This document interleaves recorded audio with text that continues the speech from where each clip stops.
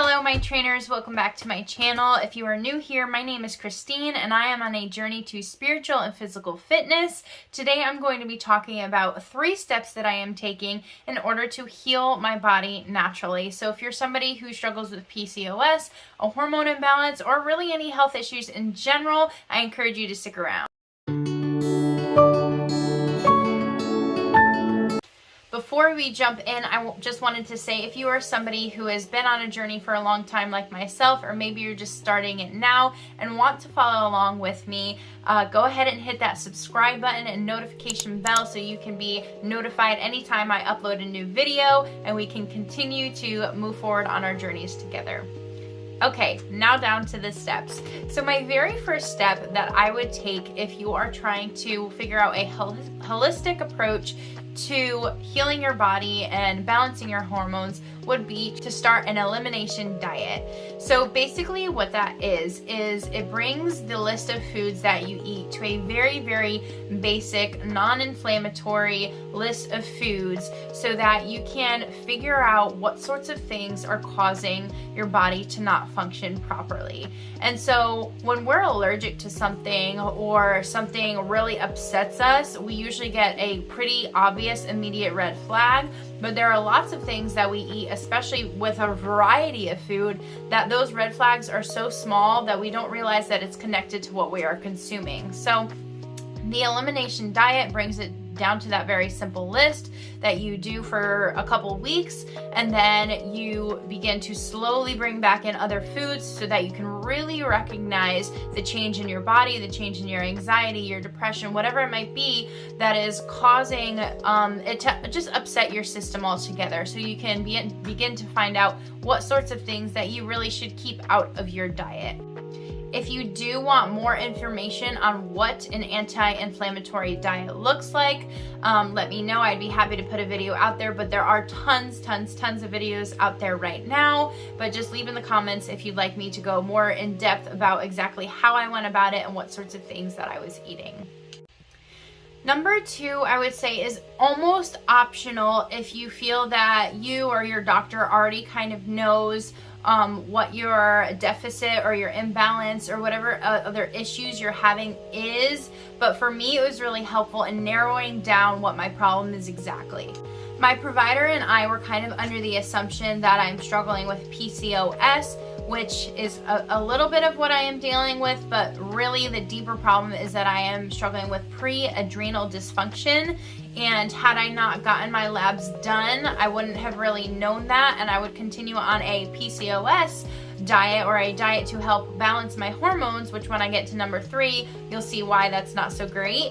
But if you feel like that is your issue, or if you feel like you have done number 1 and it's working out really well, you just want to do something further, then I would definitely get your hormones tested. What's kind of a bummer is that, and I know I might get a lot of hate for this, but in the medical industry, what they like to do is find out what your symptoms are, give you some medication for your symptoms, and keep you on that medication, or increasing medications or switching medications for the rest of your life. And that's unfortunate because a lot of more of the holistic approach finds the problem at its core, changes the core of the issue, and eventually likes to get you to the point where you are doing those things on your own in your body and maybe just taking natural supplements along with it. So what happens is if you are doing something that's considered elective or non-essential to the medical industry, they're not going to cover it in insurance. So if I went into my doctor's office and said, I'm struggling with depression, I'm struggling with anxiety, I'm struggling with my weight,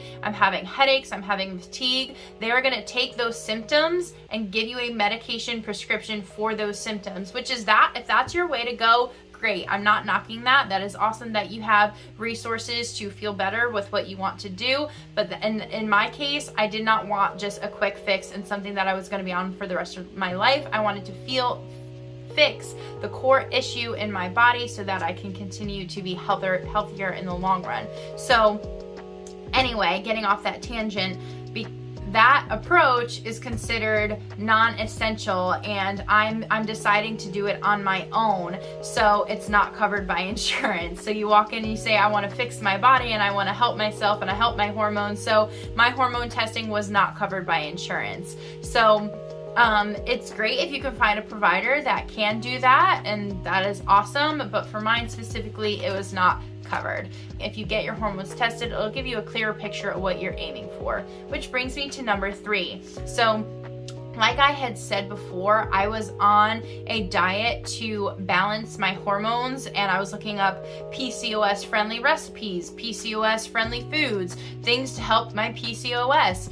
And the problem with that is that PCOS is mainly an imbalance of your hormones in general. You have a little bit too much testosterone, you don't have enough of this. It's really just an imbalance. But what I found is that what I'm struggling with is adrenal dysfunction.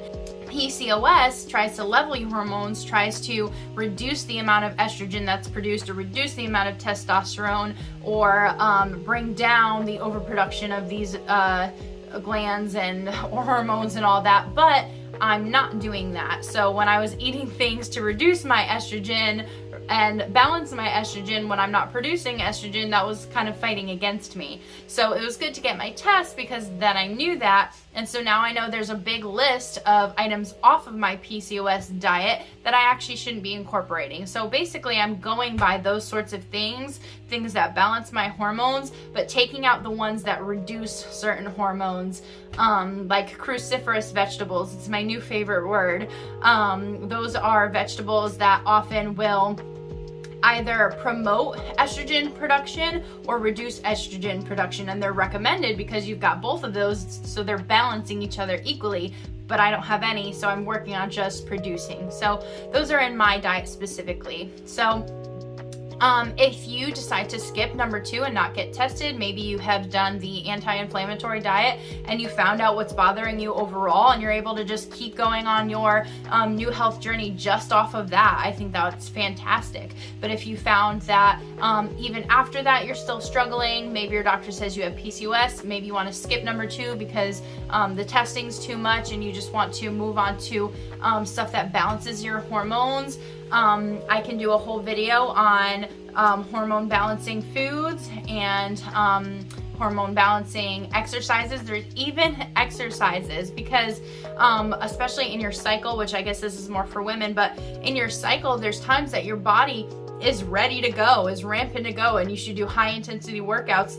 But then there's times when your body is weak and cannot do that, and so you're doing these high intensity workouts, you're overstressing your body, which is causing a domino effect to your hormones and isn't good. So really walking, just walking is highly recommended. So there's a lot of things that you can do, and I would love to break these down into simpler videos if there's something, but I don't want to put stuff out that you guys really aren't looking for unless it's asked. So those are my 3 main things of doing the anti-inflammatory diet, getting your hormones tested, and finding a diet within certain fruits and vegetables and things that you can eat that help balance your hormones. So if you would like subcategory videos explaining more of those things, I'd be happy to do so. And good luck continuing on your journeys. I will see you next time. Bye.